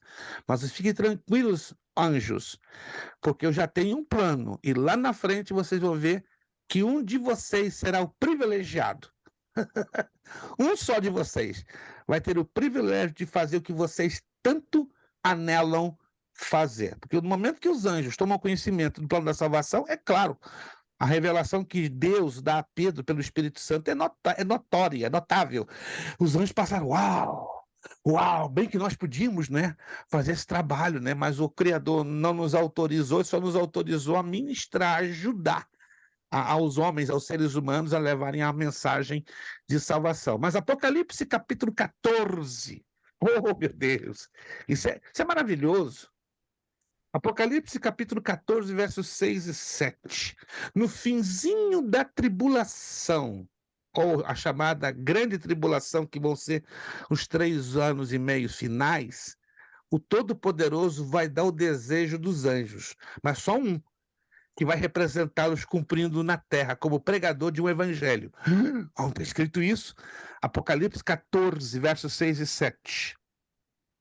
Vi outro anjo voando pelo meio do céu, tendo um evangelho eterno para pregar aos que se assentam sobre a terra, e a cada nação, e tribo, e língua, e povo. Está notando, povo? Que coisa tremenda isso aqui. E dizendo em grande voz, temei a Deus e dai-lhe glória, porque é chegada a hora do seu juízo, e adorai aquele que fez o céu, a terra, e o mar, e as fontes das águas. Uau, uau, isso vai ser no finalzinho da tribulação. Deus vai conceder o desejo dos anjos de proclamarem o evangelho. Mas Deus vai deixou bem claro lá na eternidade. Calma, só um de vocês vai representar vocês lá no futuro. Mas calma, na hora certa, a surpresa vai vir à tona. E o que acontece? Deus dá o privilégio a um anjo que não sabemos o nome, mas a Escritura diz com todas as letras. Ele vai estar voando sobre uma terra arrebentada, destruída, desorganizada, uma terra onde vai estar cheirando a morte, bilhões já terão perecido com as pragas, né, das 7 taças da ira de Deus, e como um restante muito pequenininho de sobreviventes. Esse anjo vai, como trazendo, né, um ultimato. Ei, vocês agora têm a última chance. Sobreviveram? Estão aí? Ó, vocês ainda têm uma chance final. Está tudo destruído, está tudo arrasado, está tudo arrebentado. Eu venho aqui para trazer a vocês a última mensagem do Evangelho eterno. Irmã Lúcia, que loucura! Deus só vai dar isso a um anjo. Só um. Quem vai ser esse sorteado, eu não sei. Mas nós vamos estar sabendo. Quando ele descer a terra, nós vamos estar vendo tudo. De camarote. Esse espetáculo maravilhoso assim, em relação aos anjos, mas triste em relação a um planeta que vai estar destruído, arrasado, arrebentado, certo? Então Deus poupou os anjos de serem portadores desta mensagem, deu a nós essa responsabilidade. Mas lá, desde a eternidade, eles já estavam cientes do plano da salvação, porque diz a carta aos Hebreus, eles seriam os ministros que nos ajudariam a levar adiante o propósito de pregadores das boas novas. Alguém está me entendendo, gente? Alguém está me entendendo? Isso é lindo demais, ou seja, os anjos têm um papel maravilhoso. Eles têm um papel tremendo ao nosso lado. Mas não vai dar ordem para anjo não, tá bom? Por favor. Tem crente aí que não tem conhecimento bíblico, tá dando ordem. Anjo fulano, sobe, desce. Nós não temos essa autoridade de dar ordem a anjos. Irmão Wilson, abra o seu áudio. Pastor, esse anjo, a pregação que ele irá fazer serão para os últimos na tribulação, aqueles que serão degolados para confessar a Jesus, conseguir a salvação? Não necessariamente, será para todos, todos. Para todos. Porque vai haver salvação na tribulação, entende? Então, subentende-se que serão para os crentes que ficarem, se ainda não se deram conta da necessidade de arrependimento, como também para os ímpios que sobreviveram, né? Mas é automático. No momento que os ímpios aceitam a Jesus, o anticristo vai estar na cola deles, em cima deles, e aí eles vão ser, claro, é um tanto lógico, eles vão ser degolados, porque eles não vão negar. Não, porque depois, imagine, sobreviveram todo um período de 3 anos e meio de completa destruição. O planeta arrasado, mas eles sobreviveram. De milagre, não. Um propósito de Deus, para que eles obtenham a última oportunidade, que não é uma coisa fácil. Não, não. Tem muita gente que diz, não, se eu não subir agora, eu subo na segunda. Calma, quem garante que você vai aguentar até o fim? Porque o Espírito Santo vai estar na terra. Muitos pregam o contrário, que o Espírito Santo vai ser retirado, que é um outro problema. Pegam fora de contexto, segundo de Tessalonicenses, capítulo 3, versículos 2, 3, 4 e 5.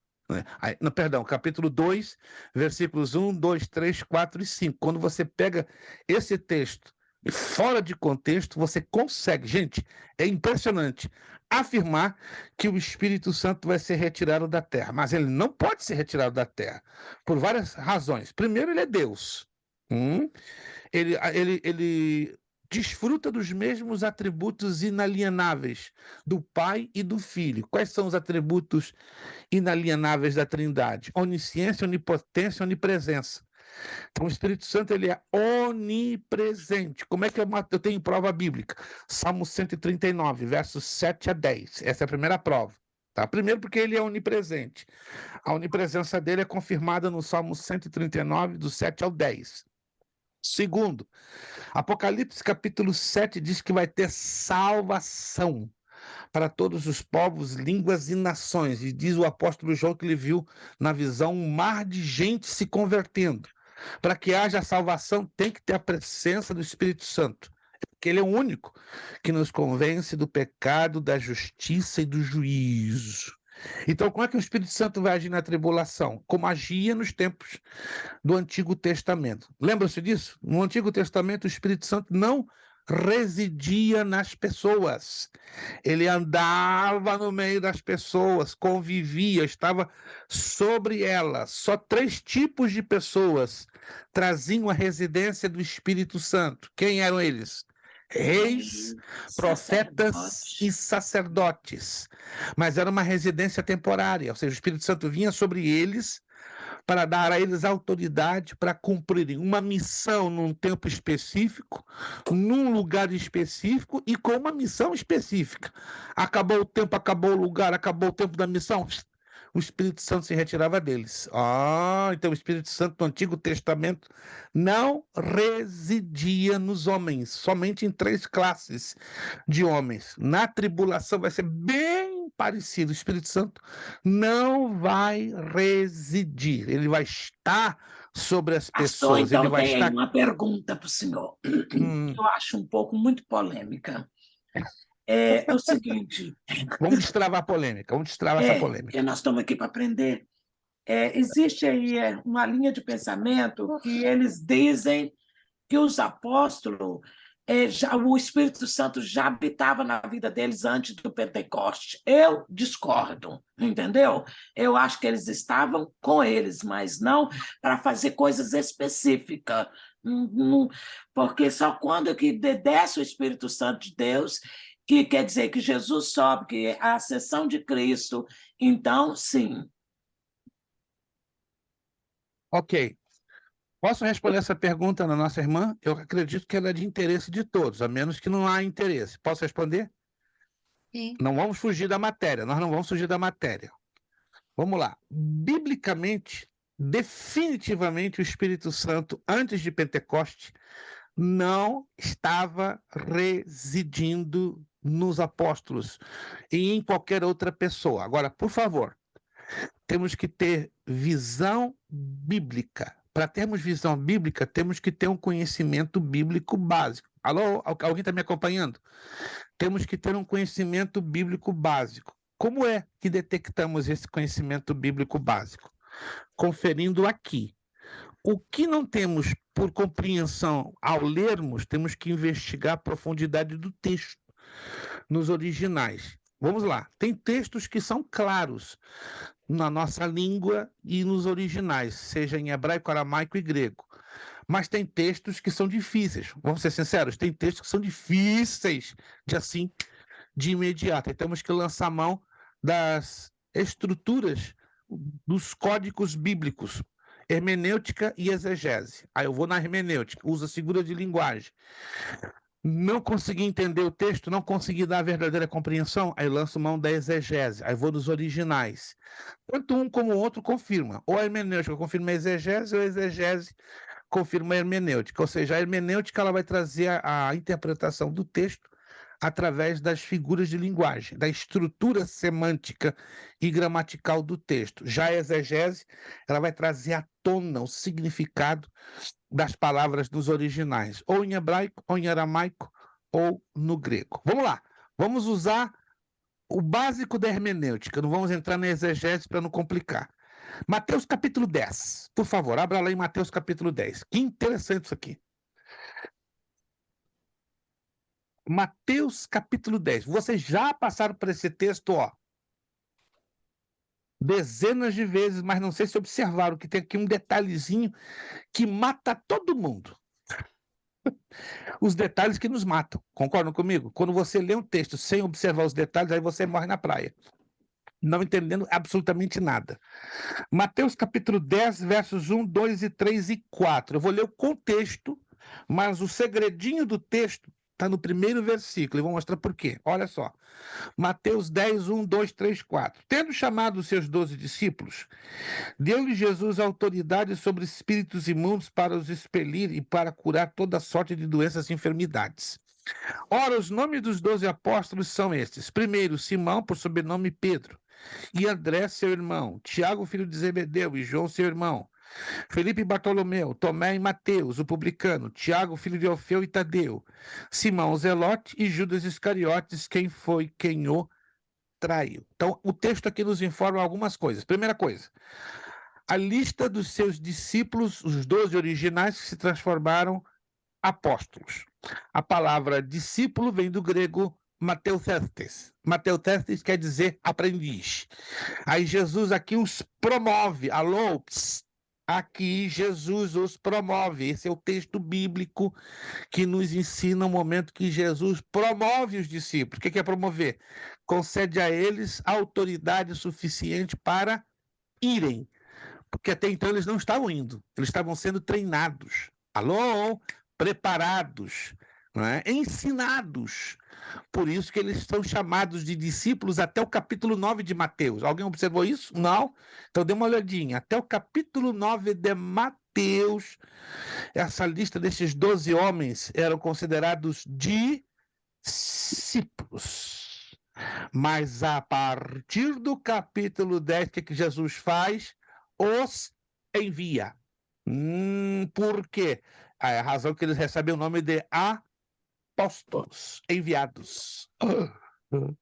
E hoje eu não vou entrar nos detalhes. Hoje é uma confusão daquelas. Apóstolo fulano, apóstolo fulano, apóstolo fulano.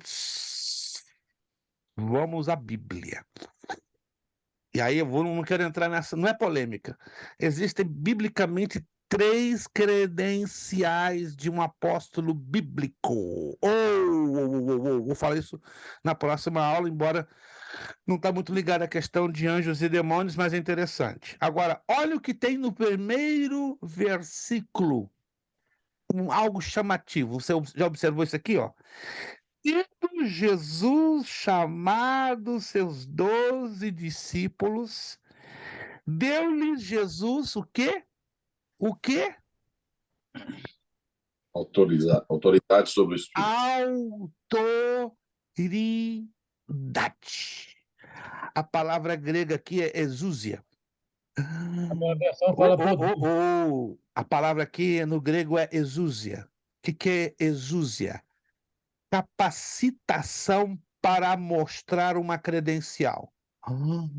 É como, digamos, irmão Wilson é um diácono de uma igreja. Aí eu trabalho com o irmão Wilson faço uma capelania com ele. Se Deus quiser, no máximo em 1 ano, vamos ter uma capelania da nossa escola com registro do governo americano. Tá difícil, gente. Ore por mim, porque o negócio é difícil. Eu estou querendo pegar do exército americano. Tá difícil demais, mas ninguém me para. Eu tô só Jesus, né? Já entrei com os papéis há 4 meses atrás. É uma exigência debaixo de exigência, taxa debaixo de taxa. Vou ter que ser submetido a 8 provas. Cada provinha são mais de 250 dólares.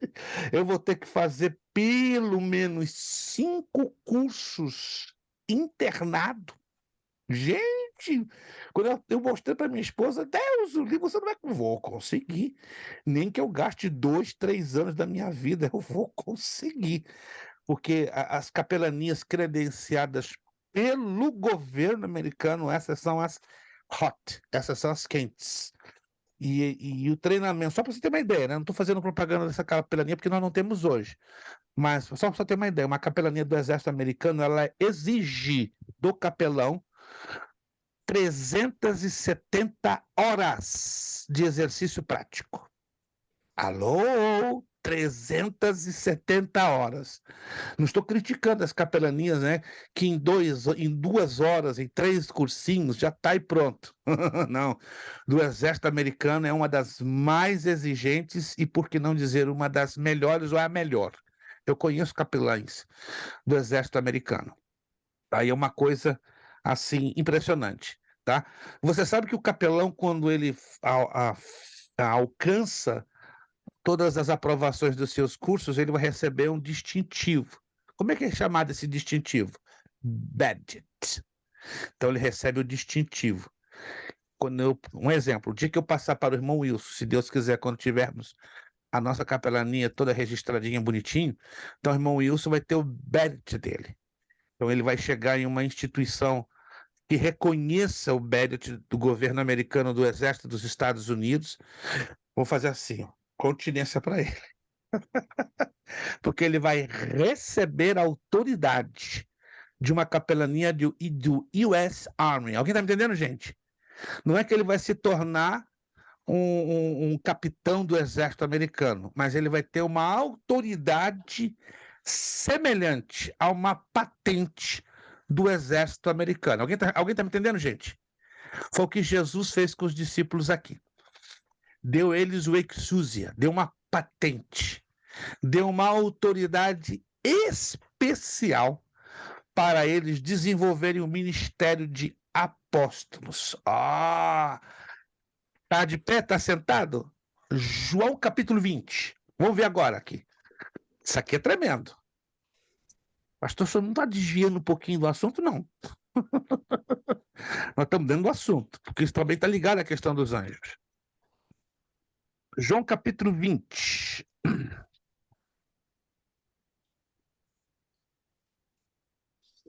Versículo 19. Eu tenho certeza que você já passou por esse texto, mas eu tenho certeza que poucos de vocês, desculpe, não falo isso por arrogância ou prepotência, não observaram esse detalhezinho. Tenho certeza. João capítulo 20, do verso 19 ao 23, foi quando Jesus aparece para os discípulos. Presta atenção aqui, ó. Ao cair da tarde daquele dia, o primeiro da semana, trancadas as portas da casa, onde estavam os discípulos com medo dos judeus, veio Jesus, pôs-se no meio e disse-lhes: paz seja convosco. Então aqui nós descobrimos. Primeiro dia da semana, domingo. Era domingo. Então eles estavam no cenáculo, trancadas as portas da casa. Aí os discípulos com medo dos judeus. Versículo 20, né? E dizendo isto, porque Jesus aparece com tudo trancado. Como é que pode? Está tudo trancado, aparece o mestre, atravessou a porta, corpo glorificado. Olha só que coisa tremenda. E dizendo isso, lhes mostrou as mãos e o lado, e alegraram-se, portanto, os discípulos ao verem o Senhor. Versículo 21. Disse-lhes, pois, Jesus outra vez: paz seja convosco. Por que Jesus disse isso? Alô? Eles estavam com medo. Concorda comigo? O texto assim nos informa. Eles estavam seguros. Concorda comigo? Eles estavam emocionalmente desestabilizados. Eles estavam abalados. Por causa de quê? Jesus tinha morrido. E eles estavam com medo. Aí Jesus vai e usa uma palavra que na nossa cabeça não faz sentido, mas na cabeça de um judeu faz. Shalom. Shalom Baruch Hashem é a expressão no hebraico. Ou seja, a paz do Todo-Poderoso te enche. Mas não é só paz, não. Bem-estar emocional te enche. A harmonia espiritual te complete. E a estabilidade das tuas decisões sejam confirmadas agora, pela minha presença e pelo meu poder. Uau! Esse é o significado pleno da palavra Shalom. Gente, a gente não entende a palavra paz no hebraico. Ela é muito mais do que paz. Ela traz o quê? O equilíbrio de tudo aquilo que está fora do lugar dentro do nosso ser interior. E olha o que Jesus diz depois disso. Primeiro ele diz, recebam o que? Paz. Recebam o equilíbrio, recebam a harmonia, recebam a estabilidade. Jamais Jesus daria o que deu a eles se ele primeiro não desse a paz. Minha paz vos dou, não vou lá dar como o mundo a dá. Porque a paz dele é diferente. Eu posso dizer para o irmão Wellington, pai do seu irmão Wellington. Mas Jesus, só para a paz dele, o irmão Wellington muda, de figura. Vai começar a pular, sapatear, rir, sem querer rir, ele vai começar a rir. Vai começar a dar glória e pregar como ninguém. Gente, vocês não sabem o que é Jesus quando dá paz. É um negócio. Por isso que na minha oração como judeu, Senhor, manda o teu shalom no meio do teu povo, dos alunos do Berea, para que eles tenham uma experiência.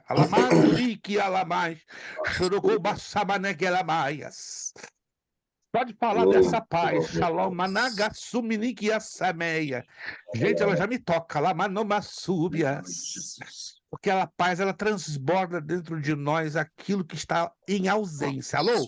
Está vendo a ausência de esperança, a ausência de alegria, a ausência de estabilidade? Leia Alamanagasúbia. Está tendo alguma coisa ausentando-se aí dentro do seu interior? Receba o shalom do Eterno de Israel. Esse shalom é lindo, gente. Oh, meu Deus. Parece que eu estou pregando e não estou pregando, não. É porque falar de shalom não é para nós judeus, não é qualquer coisinha. Ô, papai, manda um shalom aqui, manda um shalom para a irmã Eliade. Manda um shalom para o teu servo Wilson, ele sabe, ele precisa desse shalom.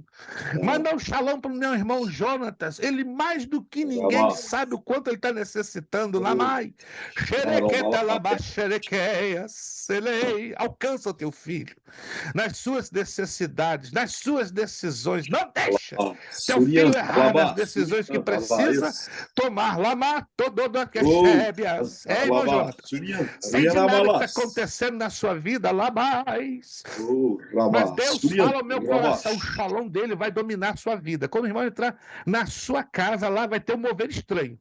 Deus está preparando algo e vai acontecer quando o irmão pisar dentro da sua casa. Se o irmão duvida, é um problema seu com Deus. Mas para que o irmão saiba que foi o Eterno, lá do Meneguexébia, que nessa noite está falando com o irmão e com todos nós, se cumprirá, segundo a palavra que o Espírito Santo me dá. Aí o irmão vai entender, que a minha boca não está falando palavra de homem, mas palavra do Eterno de Israel. Faça a prova. Faça a prova, irmão Jonas. Faça a prova. Irmã Lúcia, lá, xerecadu, cumanaia. Faça uma prova com ele. A irmã está com decisões a serem tomadas e elas têm urgência. Mas a irmã não quer errar. De jeito nenhum. Senhor, eu não posso errar. E a irmã não vai errar. Sabe por quê? Porque o shalom dele vai encher. De uma maneira tão linda, tão linda, tão linda, tão linda, que a senhora vai se lembrar desse momento. 10h02, 27 de março. Deus vai lhe encher. Começa a receber em nome do Cordeiro de Deus o shalom. Shalom. Yoshua Hamashia, Jesus Cristo te envia shalom. Ele lhe enche, irmã Lúcia, Lamacharebanakaia. Essa tempestade na sua alma vai começar a ficar tranquila, vai ser apaziguada. Lamanagachúbia, o mestre vai subir no seu barquinho e vai dizer, Mara, quieta-te, vento, aquieta-te, Lamanagachúbias. Não vai demorar muito não, e a senhora vai testificar que ele entrou no seu barquinho e trouxe shalom. Aleluia. Gente, que coisa linda. Desculpa, não tive como segurar. Lamassuminiki-alabaia. O poder da palavra paz, shalom, é muito grande. E olha só o que aconteceu depois que Jesus disse, assim como o Pai me enviou, eu também vos envio. 22. E havendo dito isso, soprou sobre eles e disse-lhes, recebei o Espírito Santo. Olha que loucura, Jesus faz isso, ó. Por que ele fez isso? Olha o que está escrito no verso 23. Se alguns perdoardes os pecados, são-lhes perdoados, e se lhes retiverdes, são retidos. Jesus deu a eles a experiência do novo nascimento. O quê? Eles não tinham sido ainda nascidos de novo? Não. O texto grego deixa claro que aqui eles precisavam da experiência de regeneração. Uau, que lindo, gente! Então, como é que Jesus usa os discípulos? Ei, irmãos, Jesus é soberano, ele usa até a pedra se ele quiser. Amém. E deu a eles autoridade para fazer os milagres que eles fizeram. Mas Aleluia. Jesus já tinha guardado o momento certinho, que era eles a experiência de novo nascimento.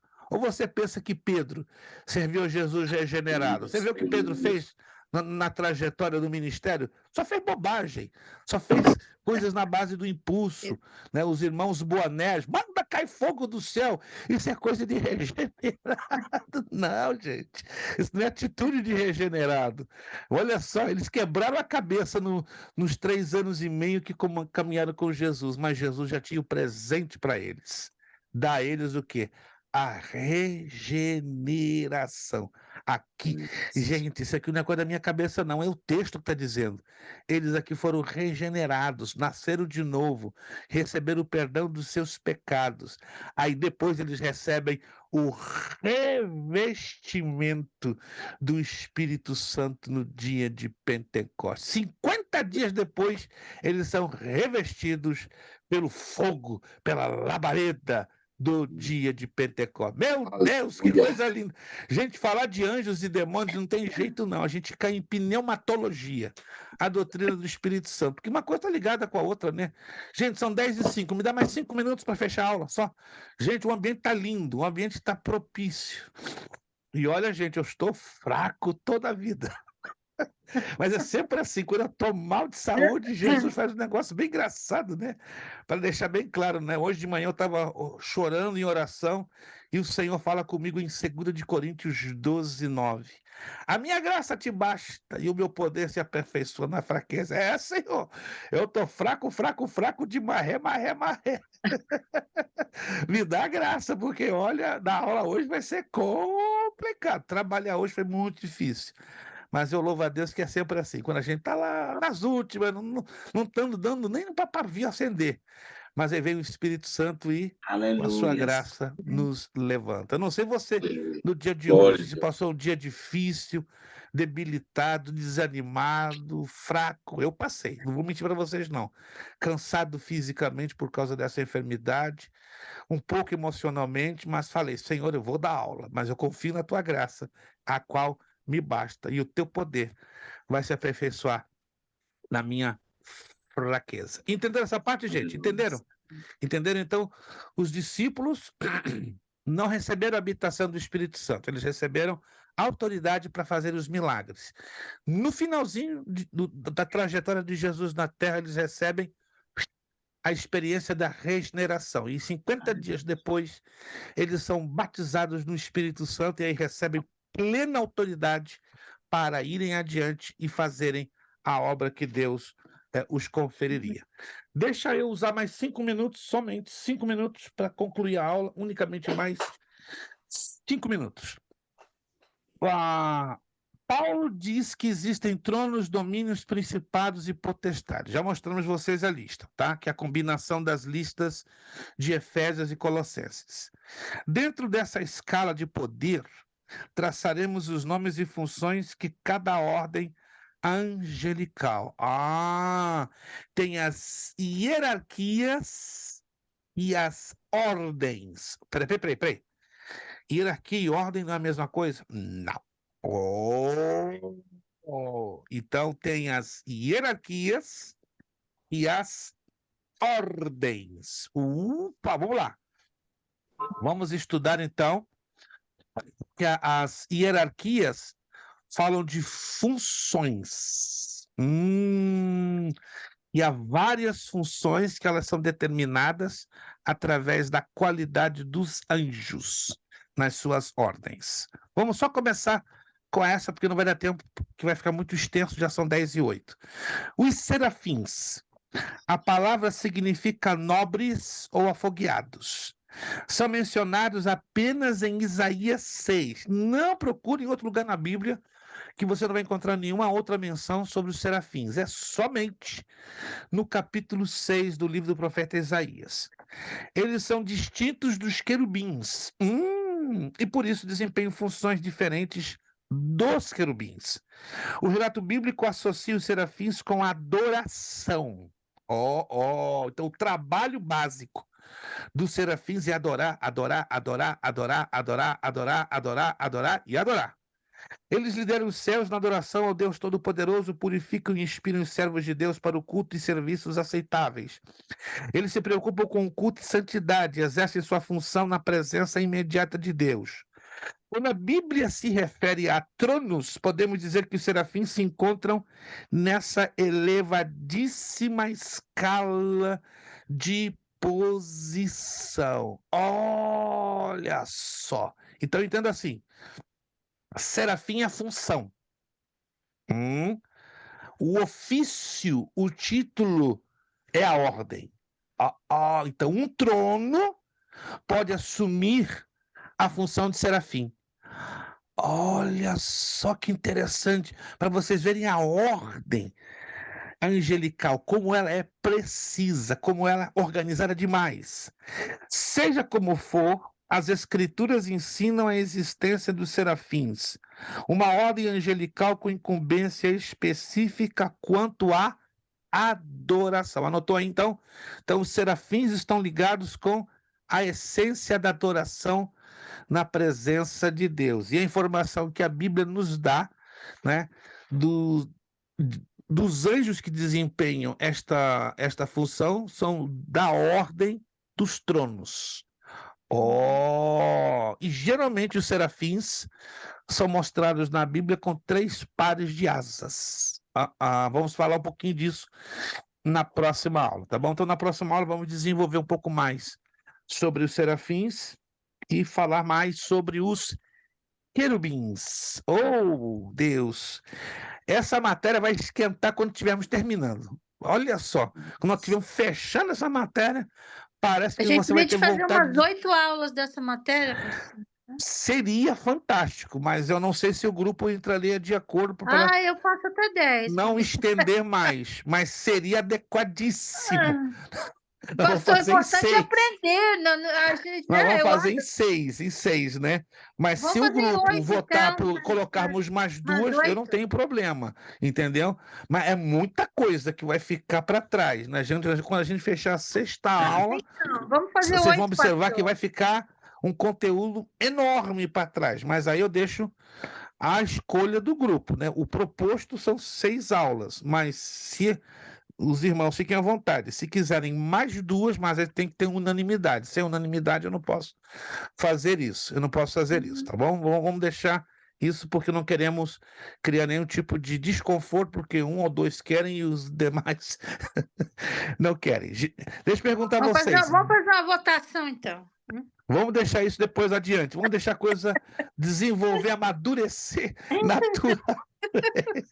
Fique na liberdade de fazerem as suas... Antropologia eu já achei que foi muito rápido. Tinha que ter mais aula. É uma matéria que também precisaria ter 8 aulas. Mas é aquela coisa, irmãos. alguém que tem estudado conosco, não porque sejamos nós ou queramos ser melhores do que as demais escolas, né? Eu fiz um propósito com Deus há 50 anos. Se é para ensinar a palavra, vamos entrar com profundidade. Eu sei que a América é muito desafiante, é muito difícil. A vida aqui é muito acelerada, difícil de você conciliar prioridades, obrigações, deveres. Mas eu tenho lutado muito, irmãos. Tem sido a minha briga com Deus, entre aspas, né? Porque brigar com Deus você sai perdendo. Mas tem sido a minha peleja, né, espiritual e humana, é trazer profundidade. Superficialidade, com todo respeito, a maioria gosta de superficialidade, eu sei disso. Infelizmente, foram ensinados a gostar de superficialidade.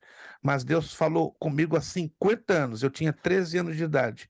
Apresente profundidade, e vão ser poucos os amantes da profundidade. Então é o que eu estou tentando fazer há 50 anos, e não estou conseguindo ainda. Gente, Deus falou alguma coisa com vocês através dessa lição de hoje? Se Amém. não falou, vamos ter que parar tudo e pedir o irmão Wilson dar uns gritos aqui para Deus fazer alguma coisa. Ou então a irmã Lúcia levantar aqui um shalom forte, um Amém. clamor aqui no céu, a irmã Eliadna fazer uma intercessão poderosa lá em Nashua para ver algum mover de Deus aí. Mas eu quero acreditar que Deus falou, ministrou poderosamente aos nossos corações. Amém. Quero agradecer a presença de cada um de vocês que puderam estar hoje, né? Irmã Sandra, Deus abençoe. Irmão Wilson, irmã Lúcia, irmão Wellington, irmã Eliadna e irmã Jonathan, ainda aqui dirigindo. Obrigado pelo seu grande esforço, né? Guarda aí no seu coração, irmã Jonathan. Deus vai trazer algo diferente essa semana na sua vida, na sua casa. Creia. Não é palavra do homem que foi lhe dirigida nesta noite, aos irmãos e inclusive a sua pessoa, mas Deus tem algo diferente, ele quer fazer, mas tá vendo uma batalha aí, pesada do seu lado. Pastor, Vai a Tatiane obstruir. está faltando, tá tudo bem com ela? Tá com algumas lutas. Vamos orar pela Tatiane. Ela tá tendo algumas lutas, né? Não é normal a ausência dela, já tenho por fora, né? Não posso entrar em detalhes, porque se trata do lado pessoal da vida dela. Tá tendo algumas batalhas, vamos estar em oração por ela, tá? E os demais irmãos, eu não tenho ideia do que aconteceu, né? A pastora Priscila não tem ideia do porquê da ausência dela. Irmão Zé Carlos já tinha me avisado, tá com algumas situaçõezinhas pessoais que não pôde estar aqui. Agora a pastora Priscila eu desconheço. E a Tatiane também não deu nenhuma palavra, mas eu suspeito que se trata dos probleminhas dela pessoal, né? Mas que ela vai ser vencedora no poderoso nome de Jesus. Vamos pedir nosso irmão Wellington Braz Silva. Irmão Wellington, tá aí esse homem de Deus, né? Tem que ver você tem que ver irmão Wellington no louvor ali da igreja dele em Waterbury, né? O homem é uma trovoada para a glória do Senhor, né? Para a glória do Senhor, né? Tem um louvor lindo ali na igreja que ele se congrega em Waterbury com o pastor Fabiano Oliveira, igreja Betel.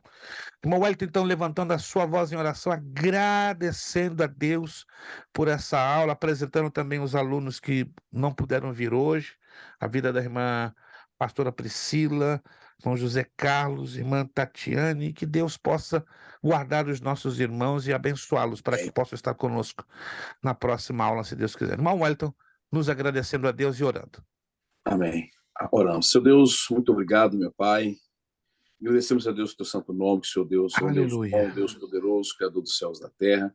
Deus, muito obrigado, meu Pai, por esse momento, o Senhor nos deu estar aqui, meu Pai, para aprender um pouco mais da porção maravilhosa, meu Pai, que é a tua palavra. Meu Deus, obrigado pela vida do nosso pastor, pela família dele, a vida dos nossos irmãos, Deus, aqui presente, meu Pai, que pôde estar participando dessa aula hoje. E aqueles que não pôde estar, meu Pai, o Senhor conhece, meu Pai, a vida de cada um e o que ele está necessitando, meu Pai, nessa noite. Senhor Deus, em nome de Jesus, o Senhor venha guardar, proteger cada um de nós, ó Pai. Neste momento maravilhoso, meu Pai, que o Senhor nos deu. Em nome do Senhor Jesus Cristo, ó Pai, que o Senhor continue nos abençoando nessa semana, uma semana abençoada. Muito trabalho para muitos, ó Pai. Que o Senhor venha guardar, proteger a vida do nosso pastor, meu Pai, que o Senhor, a saúde dele, meu Senhor Deus, em nome de Jesus. Vem fortalecer ele cada vez mais. Glória em nome do Senhor Jesus, eu lhe peço, meu Pai. Senhor Deus, abençoe cada um irmão, Senhor Deus. Senhor Deus, abençoe nossas famílias, ó Pai, amado, em nome de Jesus, meu Pai. Estamos chegando, meu Pai, aqui nessa terra, meu Pai, o início da primavera, Senhor Deus. Muitos têm, meu Pai, o problema da alergia, meu Pai, do pólen.